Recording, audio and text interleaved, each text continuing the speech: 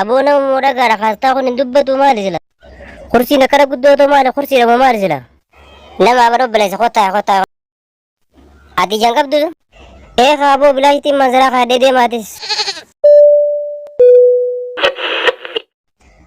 Namoonni xayyaara kana keessa jirtan amma xayyaarri ka'uuf deemaa if eeggannoo guddaa godhaa qacceedhaas hidhadhaadhaa amma ka'uuf deemaati if eeggannoo cimaa godhaa.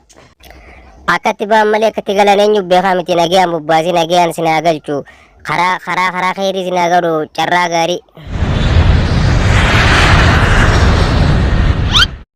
Sin barbaada hogguu gadiin teenye takka sin barbaada hogguu gadiin teenye takka. Saahiba kana nu bashannansiisa kaati. Saboo siin bashannansiisaa mi akka ajaa'ibaattiin si bashannansiisaa akkam na bira teesseetiin uumaa dabbaramtee onna taataati. Ati garuu ijaa hin qabdu akkami wallisuu dandeesseeti deemtee tummaan ta'uu banne rabbiin bilaashitti ejjisin dhoorkine suma kanaa. Ija qabaachuu baadhus bar sammuun qabaa sammuudhaan taphachuun hin danda'amu seeti ati sila. Dhuga baanta.